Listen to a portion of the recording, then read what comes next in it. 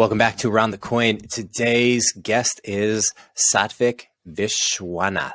He is the CEO of Unocoin, and based out of India, Unocoin is one of the largest crypto projects out there. He has over 120 employees and serves over 1.2 million customers in India.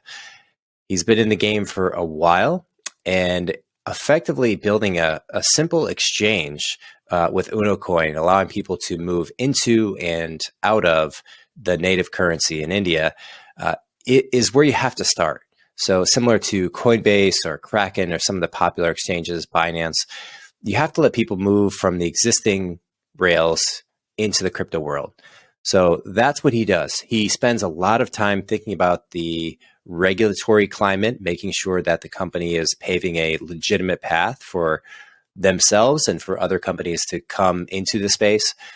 We talked about what India's trajectory is on crypto, what their current regulatory framework is, how he has personally paved the way in a country as big as India for the adoption of cryptocurrency. In India, Unocoin is a major crypto leader. So we talked about how he handles that, what they have done to influence the government and accelerate adoption of crypto. So I hope you enjoy this conversation. I sure did. I learned a ton, and it was awesome to see crypto succeed in other parts of the world. So here is Sathvik, CEO of Unocoin.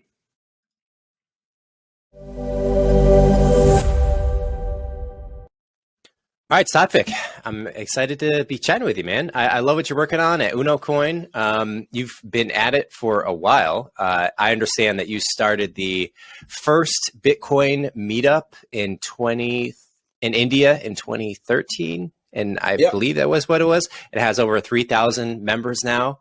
So you've certainly been passionate, interested in working in the crypto space for a long time. When you became interested back then and started working on Unocoin, it seems to me that the obvious first problem is allowing people to buy crypto. You can't do anything if you can't get in the game. That's very much what Unocoin does today, right? You facilitate people getting into and out of crypto and different fiat currencies.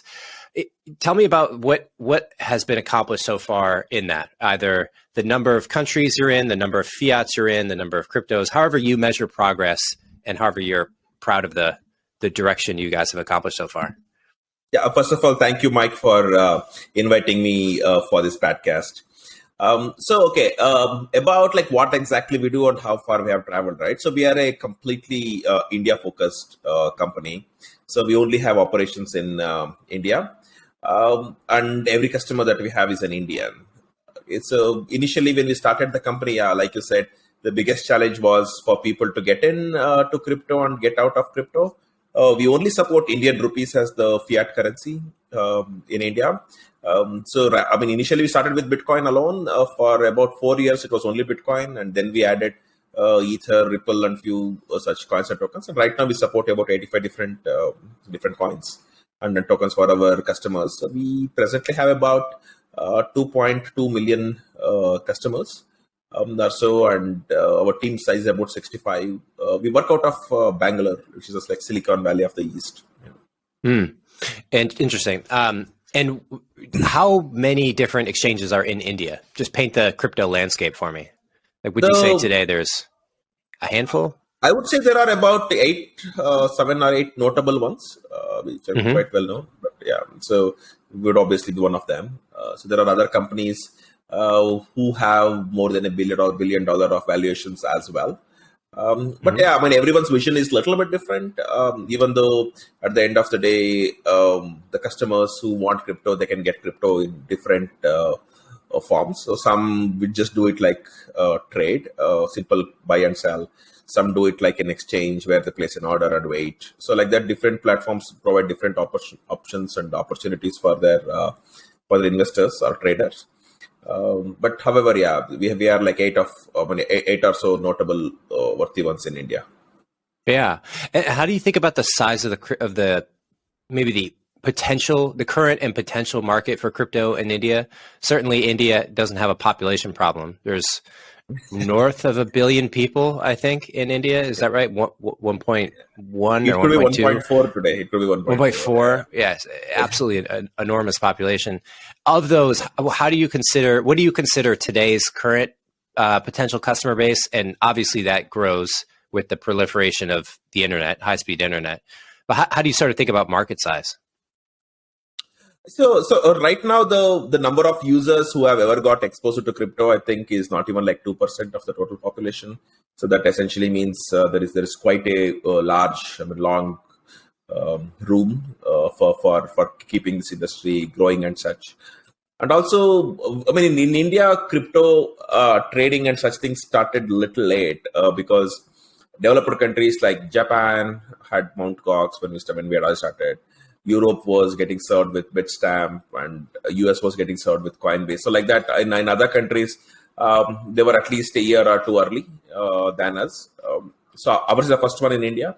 But India on the other side is, it's like one of the highly regulated markets, right? So when you see India, so it's like highest, I would say. So due to which it was not as simple as starting the exchange in other countries. It had to be much more thought through every single step, and we are doing it for the first time as compared to our competitors where they had some clue of what to do, what not to do. But for us, it was from zero, right? So and if you are talking about the future potential, I think India is really good positioned to utilize the disruption that is being brought by the cryptocurrencies, right? So be it English reading and speaking population, it's like really good there, and then usage of mobile phone, penetration of smartphones, penetration of internet because of a company called Jio here from Reliance, etc. It's like very cheap internet is available everywhere, and the good techie population and digitization push that is given by the government. So making the common man to get exposed forcefully to doing transactions digitally on their mobile phones and such. So these are all like the prerequisites, I would say, for a industry like crypto to flourish in the country, provided there is a clarity from regulational side as well and taxation side as well, which is now progressing quite positively nowadays, at least since like 1-2 years. So I think it would be the biggest beneficiary. I don't think any other country in the world can be as big of a beneficiary if we really start embracing crypto. Yeah, interesting. So 2% today. If you were to go to an average market in an average town in India, what percentage of those transactions, ballpark? I know you can't know exactly, but are people using cash primarily? Are they using some form of digital transactions or some digital tool to transact? If I had to answer this, I mean, I'm more talking about not crypto specifically, but transactions, right? So say about 4 years ago, more than 90% of the transactions used to happen either through bank accounts or cash. I mean, nothing like wallet to wallet digitally on the mobile phones and such. So that was not even happening. But right now, lot of retail transactions happen through UPI, which is connected through various applications like Google Pay and Paytm, and many such different applications. So which actually links to the bank account, and that's a very good network that has already been established but that supports millions of transactions every minute or every second, so that there is like almost no bottleneck at all, and it works really brilliantly for a population of 1.4 billion here, and it is like quite flawless as well. So today, maybe when it comes to the retail transactions, more than half of them are happening through with these kinds of wallets, and these wallets have even penetrated not only to tier 1 but tier 2, tier 3 as well, which is like a smaller towns and smaller villages. So it's already possible, and on the other side, you don't even need to have the full registration be in place. I mean, as long as you have a mobile number and they have registered with just a OTP verification, you'll be able to send and receive money. So I mean, but there are some limits for that, like $300 per month and such. But It is very well penetrating. So yeah, it could be like more than 50%, if I have to pick a number. Yeah.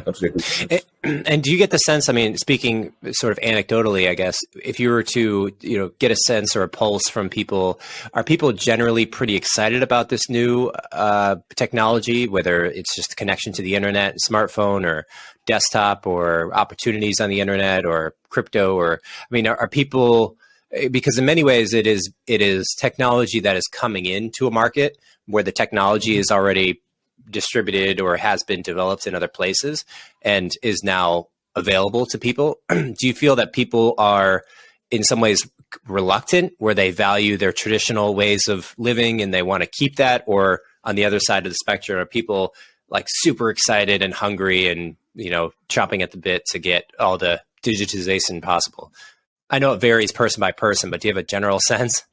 General sense, yeah, of course. I think people are feeling like they are more connected now because of these technologies, and they are very open to it.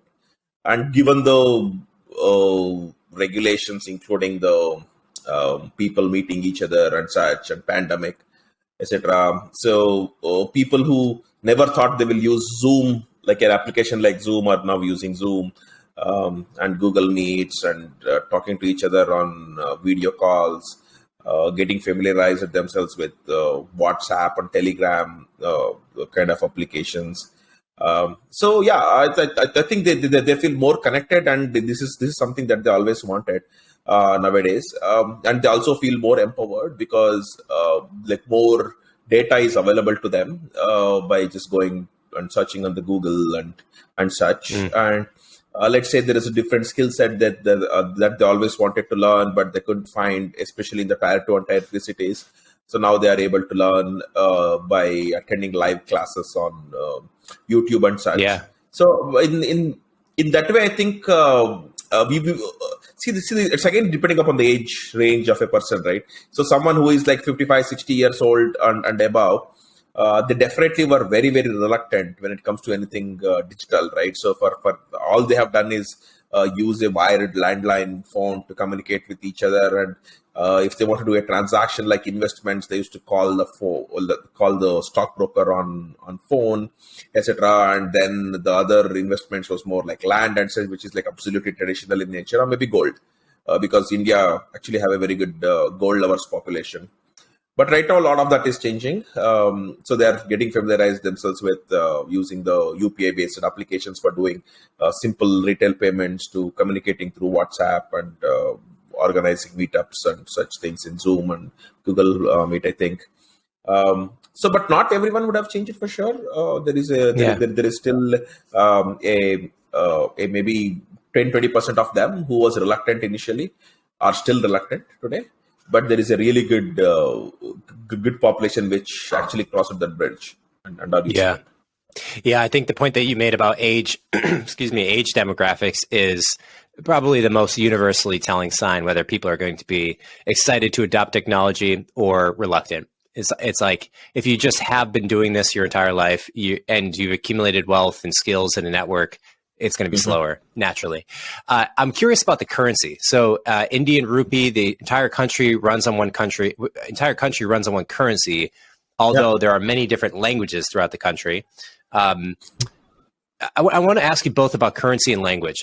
Currency, everyone uses one currency, right? There are not other currencies floating around, but there are many different languages. How does the different languages affect the country's identity as a whole, or how does it hinder or slow progress, or what are just the impacts of having, because I live in America where it really is one language. I mean, there's oftentimes you see Spanish on signs and people speak Spanish, especially closer to Mexico.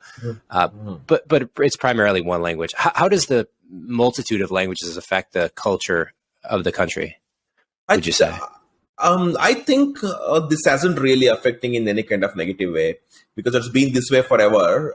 And that, if you see again the population in individual states, right? So there are population which have more than say 100 million people within a single state and such, which actually becomes like a land of its own and such.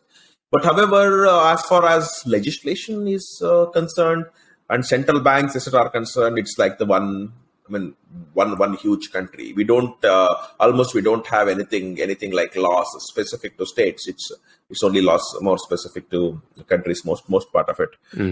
So in that way, and the ecosystem has continued developing this way. And on the other side, if it comes to the tech and basic developments and such, India is. In India actually have a very good English speaking population for sure.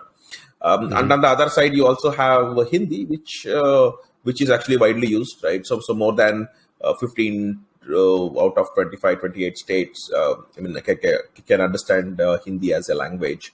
But then there are some of the states in southern part of India where Hindi is somewhat tough, but it's like English is known. So as long as you know either English or Hindi or the regional language, you should just definitely be able to survive without any kind of issues. So given that, it hasn't been any kind of hindrance. And also, even let's say if I take a currency note today of like 100 rupees, it actually have the list of languages where they say 100 rupees, and then they write it in Sanskrit, then they write it in Tamil, Telugu, Malayalam, Hindi, and like such kind of like 25. I think we have like 16 languages or so out of 25 states.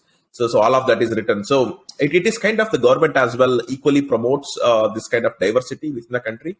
And this also enables, say it could be entertainment industries or any kind of application. I mean, a lot of applications today, especially financial applications, have the options of choosing the language, which have all of those kinds of, you can choose a local language. It's not a challenge. Even Unocoin today supports about 16 different languages, allowing different Indians and different parts of India to choose. So it is a little bit of overhead, but definitely not hindrance. Yeah. In terms of businesses, so if a business, say, I know you guys certainly work all across India. Say you take a more traditional business, like some agricultural business or some manufacturing business that's in India, and they're employing people across multiple zones, multiple areas.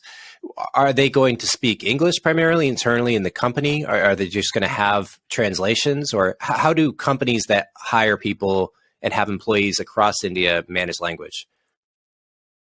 When it comes to very traditional businesses, generally the language of the spoken language will be the local language there, the regional whatever is there. But if they have offices all across India, I'm quite sure they will start using English than Hindi, because English is much more welcome here in India. And most of the people study in English medium schools. So we study mathematics or science or social science, of everything that is not a language itself is studied in English generally. So makes it that at least a conversational English is not a challenge. And you guys use English internally in the company? Yes, we do. I mean, there are sometimes. I mean, again, depends upon whom you're talking to. There are some employees who is working with me since more than 15 years and such, like maybe 14 years and such. So I'm more comfortable with them in local language called Kannada. But then when we continue taking other employees recently, they obviously are coming from different states. So either we have to choose Hindi or English. So preferably English. Yeah. And how many languages do you speak? I can speak English, Hindi, and Telugu, Kannada. I mean, like 4 or 5 of them. Yeah. 4 or 5. That's pretty good. I'm working on my second. What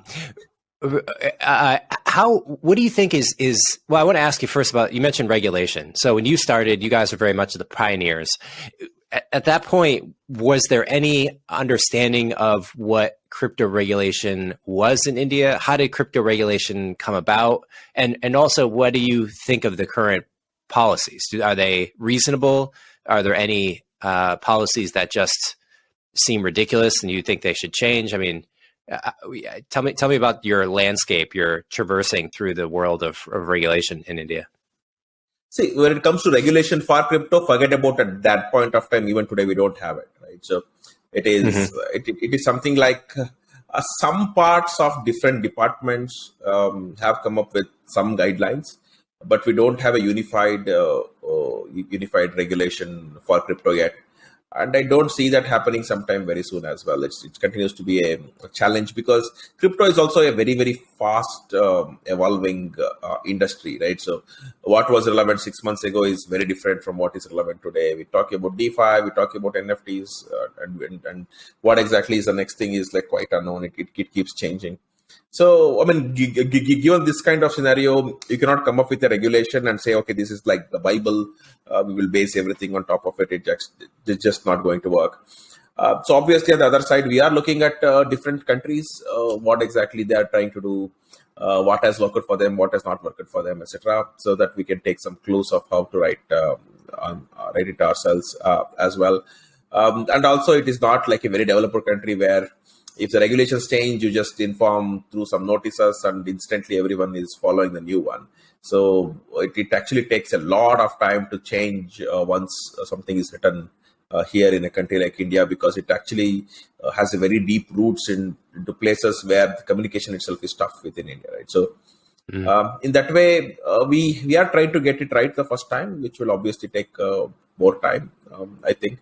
But however, when it comes to taxes, there is some guidelines like how it should be done. So there was a recent in the recent budget speech, it was revealed how much taxes they are anticipating from crypto industry for all the profits made and such. So that is being implemented. And then there is our advertisement council, which have come up with the guidelines, what should be said, what should not be said, and how to put disclaimers, etc. So like this, everyone is doing some part of their part to help the industry and give some clarity. But I think unified regulation definitely is like a requirement in the country, which could happen maybe over a few years. Once we see. So it's nothing is concrete yet. Well, it's better. It's better than bad regulation. The only thing better than none is bad. Sure. When you think about the company growing, Unocoin, and you think about the impact that you have on your fellow countrymen, the people in India, how do you think it starts to practically impact people's lives the most? Are folks able to save in ways? Do you think the early adoption, the early practical use case for most people is the stable savings? So, or maybe the safety of their savings. Are people in India concerned about the safety of money in the bank, or are they concerned about the stability of currency, or the ability to travel across borders with currency? I know in different countries, different people have different incentives for why they adopt crypto. Are there particular few use cases to you that stand out, and for most people? I think it's pretty much depends upon at what time in the timeline of crypto they entered, and what was their at that time what was popular, right?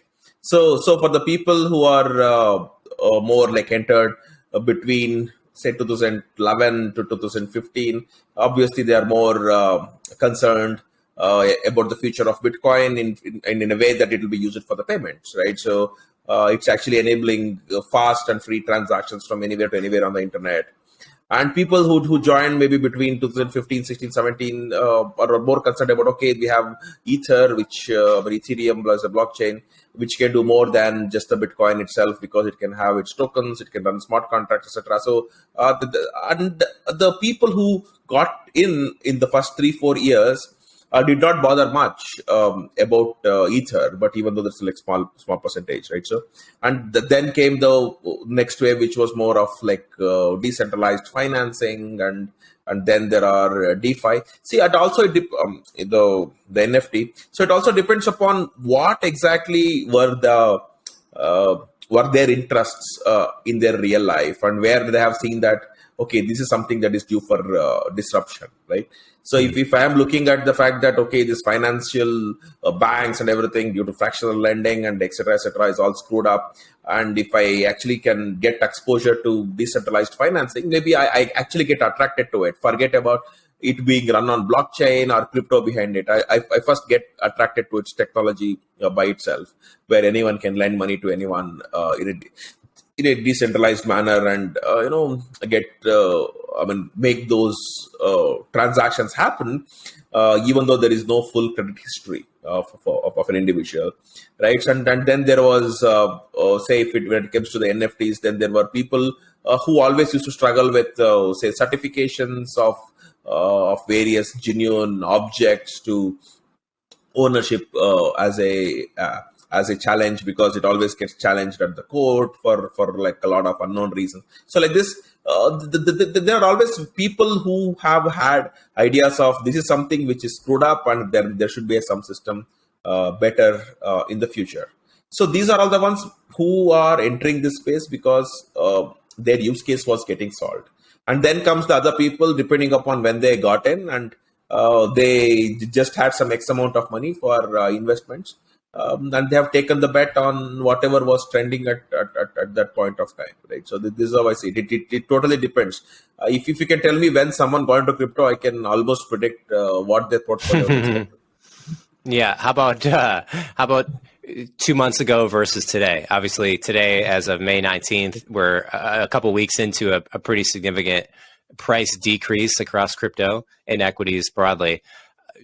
How have people reacted? I mean, do people just roll with it and say, well, this is crypto? Or do you get a lot of people messaging you or messaging the company somehow upset about price drops? I mean, do people understand intuitively the volatility of crypto? And yeah, I'm just curious your reaction on that. Yeah, I mean, I think for the people who have been in this industry for more than 2-3 years understands that this is just like it happens this way. They would have seen the increase in similarly and the decrease similarly as well. But this time it is because of more like one company screwing up something, and that is affecting other parts of the crypto, etc. And it is usually, it will bounce back, right? So it doesn't have extremely long-term effect. We have seen this kind of effects when different companies does it wrong for various reasons. In India as well, within the equity market, it has happened where one company had like a huge misappropriation of funds and such, and it came to light. Its price fell down to like 1/10 of what it is, and then it went back 3x.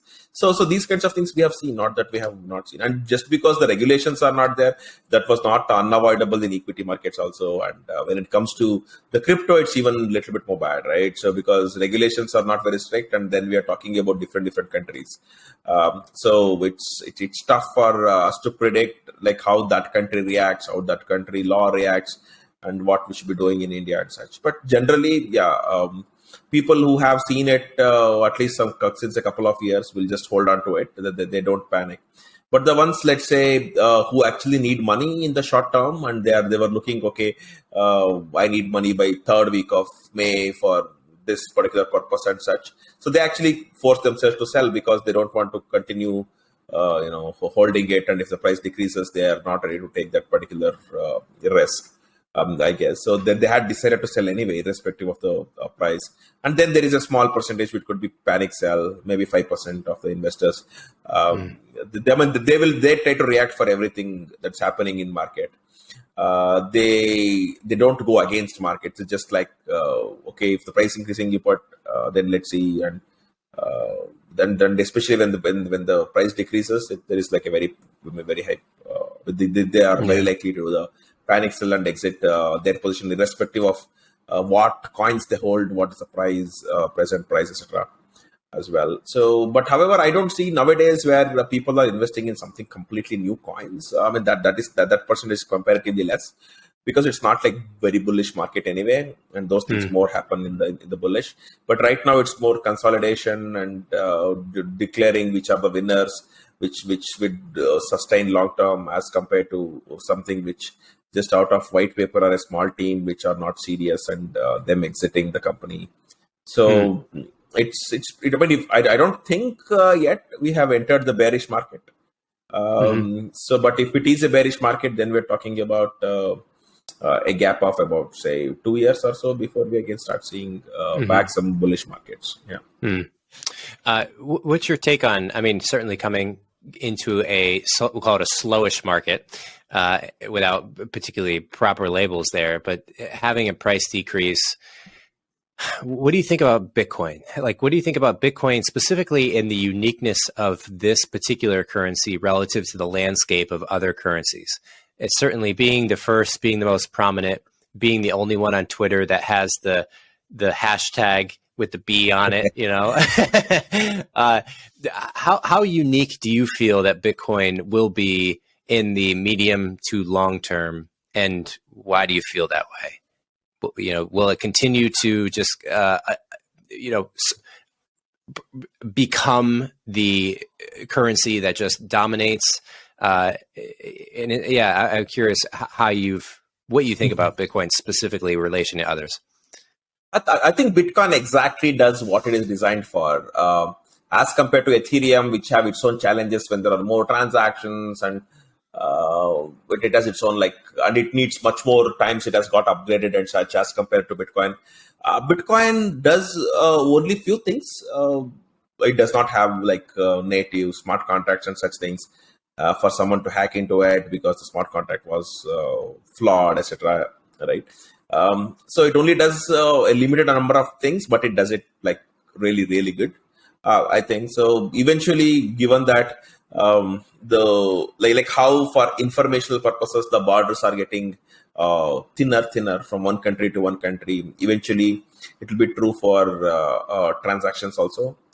So it does not matter whether I'm taking a transaction from someone in India or someone from US. The payment should be as simple, right? So today, if it is India, I can actually within 10 seconds I can send payment, but as compared to someone in US, where I'll have to use a credit card, then have them use their payment gateways, integrations, and all those things done. So it's there is a lot of frictional points when it comes to international payments, or else go to the bank, create a wire transfer, etc.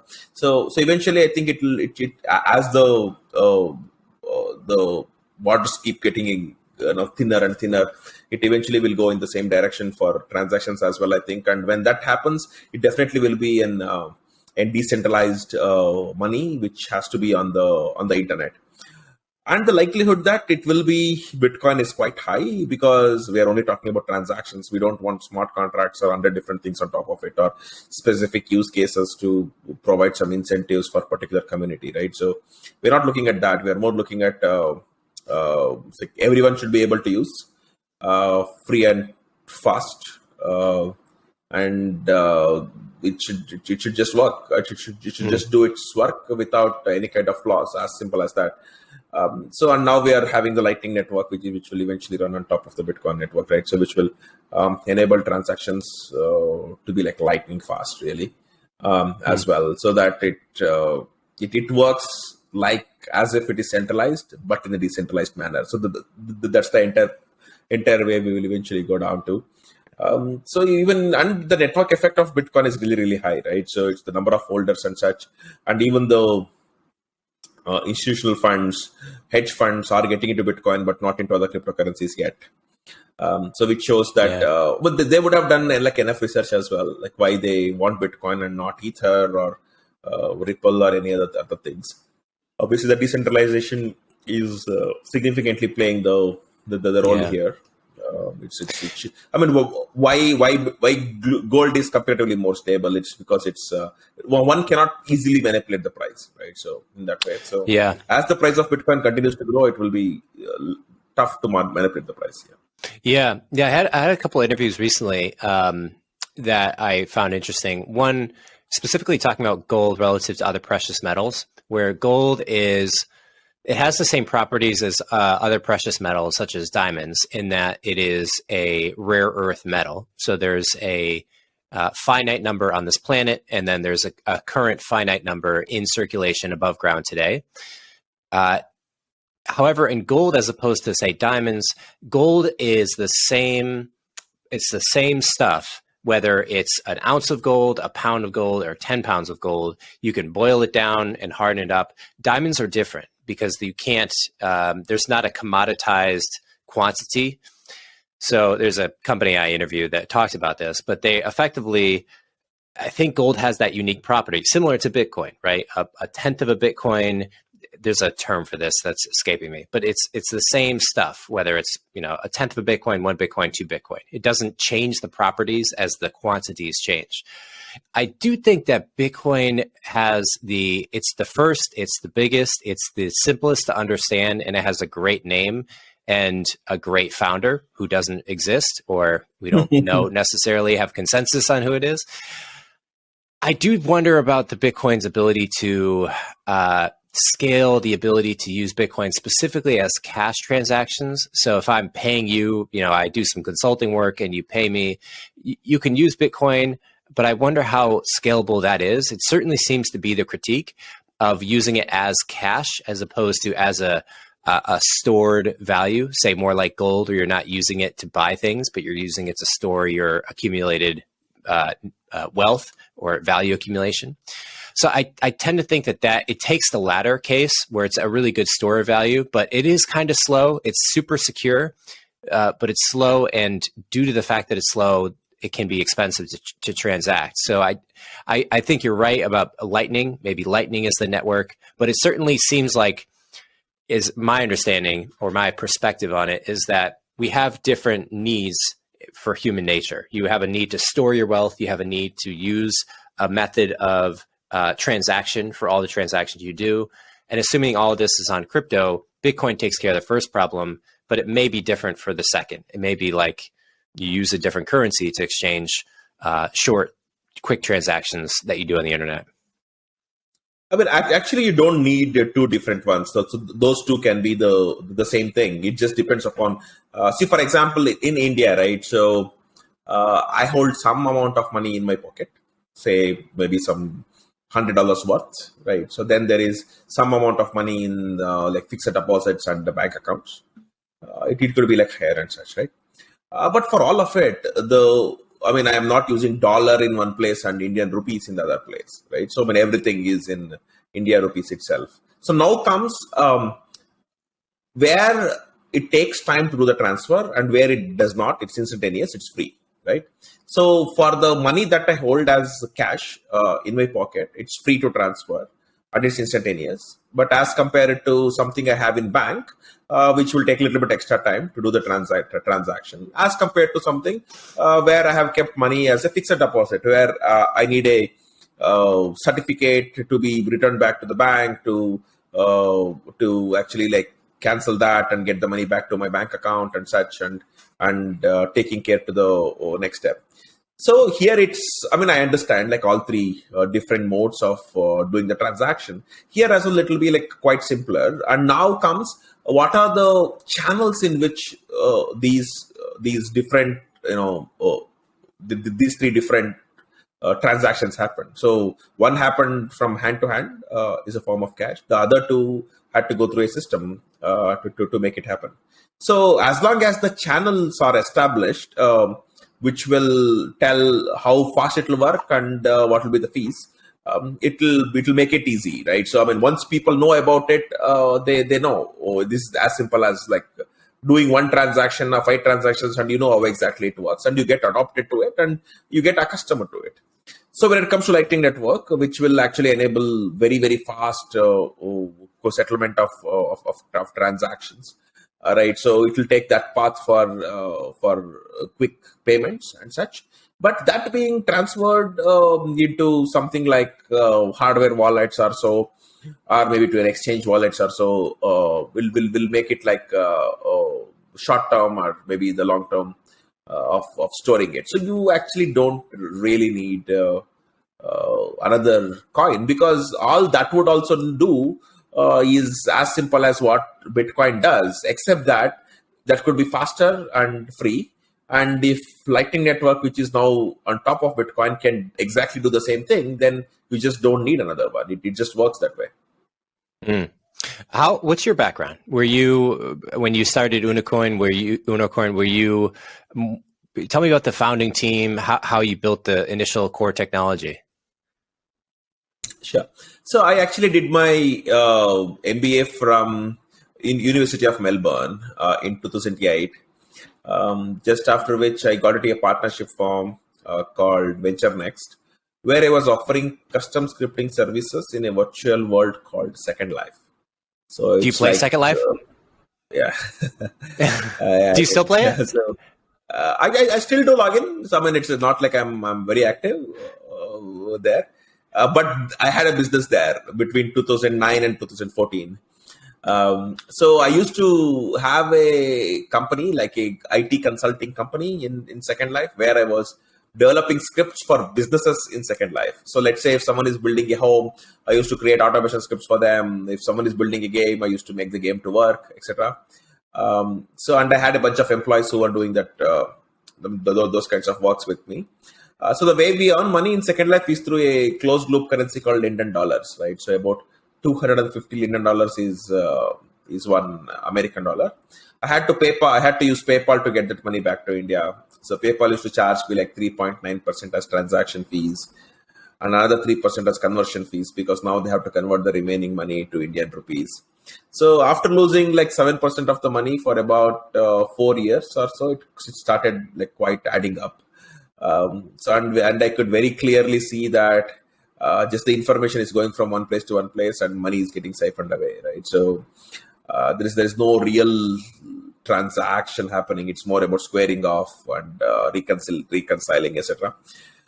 So that made me start looking at the alternatives of how we can do this kind of transaction from one country to one country without undergoing this kind of like 7% ridiculous transaction fees. That made me stumble upon Bitcoin. And then I happened to go to a meetup in that particular weekend where I met Sunny Ray, who is one of the co-founders for Unocoin today. But at that time, he was the organizer of the meetup, and he was having that meetup to just meet like-minded people. There was almost no activity of Bitcoin or cryptocurrency at that point of time in India anyway. To talk about his background, he's a Canadian electrical engineer. At that time, he was working for a robotics company, but trying to build the market in India. And that's how he was in India. So we happened to meet. And then I happened to take my childhood friend, Mr. Harish, to one of the meetups, and my cousin Abhinan to one of those meetups as well, which was happening every weekend. And we understood that for this kind of tech to flourish, people should be able to get an access to this kind of technology easily.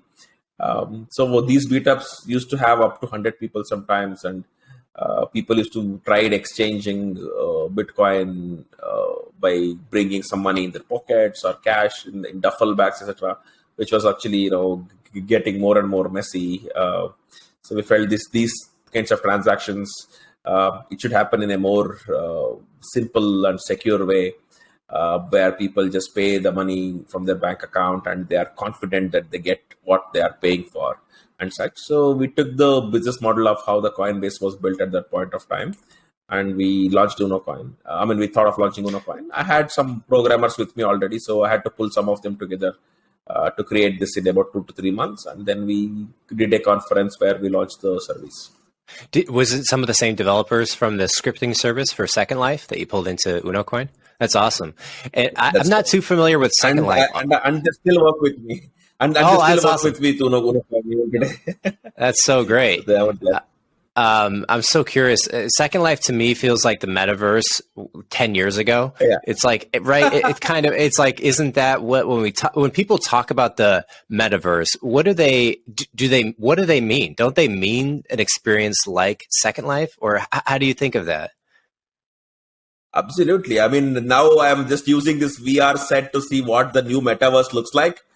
Wow, it's not even like 5% of Second Life. Second Life, the way everything is built and the way it has matured already, and including the mesh it works and how people look, their avatars itself look, and what they're capable of creating, etc. It's like far superior. I'm just sad that it did fall into the hands of a company like Facebook, which would have made it more popular. They are now taken up to do it from scratch themselves.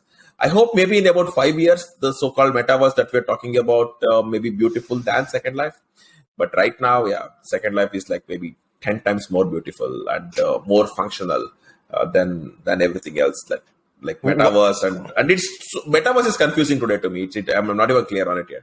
Yeah. Why has I don't think that Second Life has taken off to the extent that people proclaim the potential for Metaverse to take off, do you view some inherent design flaw in SecondLife, or do you view it as it has become wildly successful? Because to me, it's like it hasn't quite hit the adoption curve of social media. People on LinkedIn, Instagram, Twitter, Facebook. It's like not everyone has SecondLife.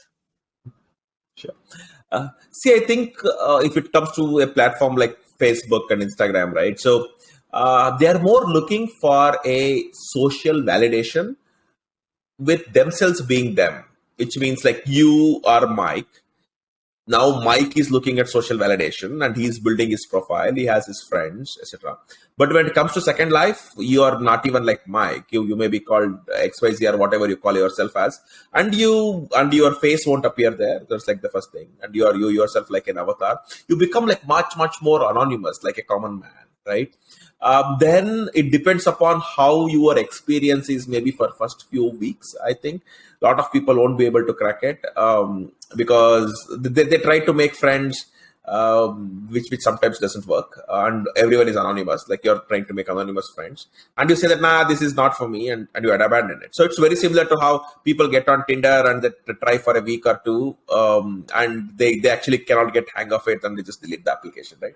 So a lot of that happens in SecondLife as well, from what I have seen. So it's more important for them to have you have to enter SecondLife with an completely open mind, right? So you don't know what you do yet. You cannot have a specific agenda. This is exactly how I lead my SecondLife. It doesn't work that way. But I think when it comes to Metaverse, it's much more identity based, right? So it's eventually unlikely that it will be completely anonymous, I guess. And because you're having your friends whom you know in real life as well in this kind of Metaverse, it will mean something different, I guess. So not many people like meeting completely anonymous people. So that's probably one of the reasons why the SecondLife haven't really taken off like other social communities. Yeah, that's a good point. It's really kind of a subtlety to it as well, because there's a certain there's a certain use case where people would want to interact with people anonymously. I'd imagine if you sort of want to restart a friend network from scratch, or you just want more social interaction and you don't need to connect with people you already know, the concept of SecondLife and anonymous connections makes more sense. If it's like, hey, I miss my friends from Melbourne MBA program and I want to get together with them in a more authentic way, then because I can imagine just how you and I are talking now, if you're wearing glasses and it feels as if you're sitting in the same room with me, that experience is much more, it's much richer in context and it's much more interesting. So the thought of us using a two-dimensional screen, how we are now, if we had the potential to use something indistinguishable from real life in a three-dimensional space, it's like you just wouldn't, why would you buy a 1999 Nokia phone if you have the iPhone 13, right, available to you? So I wonder if both are possible too, where you can have the SecondLife experience. I wonder if it's a technology issue too. It's like SecondLife is inherently on 2D screens, whereas it seems like Meta, the Facebook company, wants to inherently double down on virtual reality more so, and that opens up a new world of experience. Yeah, that's true. So we will have to see. Like within 5 years, I'm very sure that Facebook have the resources to make Meta a reality, which is at least as good as SecondLife, I think. But it will take it sort of. So I'm not talking about like what it looks like today. And on the other side, like you say, there are a lot of people who don't want we don't want to have their own friends in the Metaverse or in the SecondLife, right? So and sometimes they don't even have friends, right? So it could be a disabled, they have lost their legs, they cannot really go out and make their friends. It could be a single mom, like grown up, who is already maybe 45, 50, 60 years old. The children would be leading their own lives. They would have got a divorce or something like that. So the husband is not taking care of them. And someone who is suffering from terminal illness, they don't want people to see them as with pittiness, right? Like it's not, but maybe they want it like any other normal person. They want to be treated it as etc. And so like that, there are like multiple reasons, and a lot of people are there who really wanted to lead and have like friends in a specific way, and there, because of situations in their real life, totally took them in a very different path.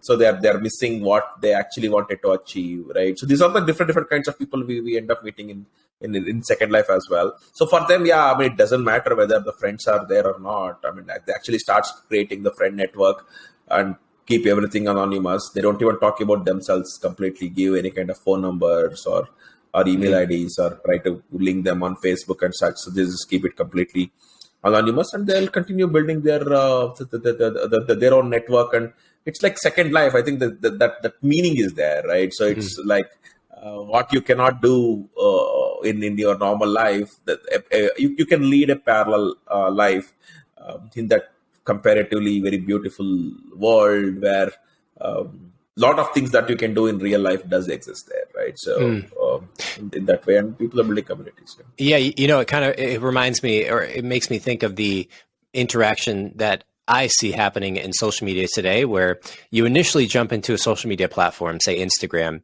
and you do two things. You pull over your initial friend group or social graph from Facebook. You add the same people that you've met, and Facebook is just a clone social graph from maybe your high school or your college, wherever you were at the time when you started using it. You add the emails, or you connect to your phone contact book. You somehow get a print or a template of all the contacts you have. And that just kind of, it like morphs every time through. So it goes from your high school graph to your Facebook graph, to your Instagram graph, to your LinkedIn graph, to your TikTok graph, to the Metaverse graph next. But throughout each of those clones, or each of those reproductions of your social network, there is the degradation of the previous network. My Instagram network is much different than I know way more people on Facebook than I do on Instagram in real life. The Instagram network is much more, and I think this is fairly true universally. Your Instagram graph will consist of people that you do know personally in your real life, your friends, your family, but it will also consist, and may even the majority consist, of people that you find valuable. And you could find them valuable for many different reasons. You can be learning about things. You can be just watching them and learning about their lifestyle, or like how they look, whatever it is. But you're finding some value in that relationship. And the relationship is usually very one way. So especially people who are producing content as an occupation and they're getting paid for it, they're doing so fueling that effort with money, with the resources to do this. So they're doing it in a much more professional mindset than I would be seeing on Facebook. When my high school friend posts about something on Facebook, he's not doing it professionally. And I think that sort of professional component to it seems to be it's really a competitive alternative to the professional real world. If I'm debating between being a electrician, a painter, or a content producer, those are now serious occupations that, the online content producer is a serious competitive occupation to the traditional occupations. And I think that could be the largest disrupting agent to our life during our lifetime. The fact that people can now produce content or do something in a digital world purely for the digital world's sake. It's not like, in your case, you are building a tool that people can use in the real world for their real world benefits. But the Second Life, the stuff people are building there, they may build a jewelry shop in Second Life, and it's only for jewelry that people are going to wear in Second Life. It doesn't have any tracings back to the real world or the physical space, which, it's kind of an interesting trend that is hard. I'm like, how do we not move to, how does it not look like the Ready Player One or the Matrix? I'm like, talk me. I think see these different social networks, they're like very different by itself, right? So for example, Facebook works on one person friending the other person, right? So but as compared to Instagram, where you're following people whom you want to follow because of their media-based content, as compared to Twitter, where you are following specifically for their ideas or news, etc. So like this, I think the intention why these exist. It's not like you have WhatsApp and you have Telegram. Both actually does a lot of same thing. It's not true with these kinds of social media. So like you said, when you're going from on your Facebook, usually you only know people. The people who are your friends, you 99% know them, right? So it's very unlikely you friend someone whom you don't know if you are a serious. If you're serious about making sure that you keep your network healthy. But as compared to Instagram, so like unlimited number of friends are following you, who follows you don't know, and you're following someone, etc. So definitely it has degraded, right? So I think as you continue going from one platform to one platform, I totally agree with you. It's the quality of people who is following you will get degraded. So, for example, you can actually buy followers on Twitter or maybe likes on Instagram, but I don't think you can buy friends on Facebook. I mean, what does it even mean? No. Or what's the point of doing so? Yeah. So it's different in that way. So when it comes to Second Life, like I said, everyone will have their own agenda. So it could be in the Metaverse as well. They will have their own agenda. I'm quite sure. Or maybe they are without agenda. Not having an agenda is also an agenda. If you put it that way. You just want to be like a free soul. You just want to take the life in whatever they go. And about your jewelry comments, I have actually seen a lot of even the jewelers manufacturers who are there in Second Life, who manufactures the jewelry and keep it to just try and check if people like it. Right, and there are people who comes and what kind of money they are willing to pay for something like this, etc. Because there is no variable cost to create something in Second Life. Let's say if I am creating a particular jewelry, let's say I spent about $25 for it. To create 1 million copies of it, I don't even spend an extra cent. You can just create, because you're a creator, you can do it. But when you're selling it, you do it without the transfer permissions to your buyer, so that they cannot sell again. So then depending upon, like, let's say if I have to do A/B testing, how do I do it with such a minimum cost of $25? Just prepare them and put it in Second Life and allow people to evaluate. And whatever is selling more, then I actually put real money, which could be like thousands of dollars, to do the manufacturing of it in multiples and actually put it in my store, right? So that is possible. If you see a lot of IT companies as well have their buildings built up there in Second Life. You have Dell, you have IBM, etc. as well. So they have some kind of representations, and they actually put up like the conference rooms, etc., where you can watch their presentations, etc. So essentially, as of today, if I just want to walk into an IBM headquarters, I actually cannot do it. I don't even know where it exists. Even then I get to know that. Then I need a person who can take me up to there, giving me the appointments and meeting the different people. So it's a different thing. But if you actually build something similar in Second Life, then allow people to just come and only display whatever information you want to display.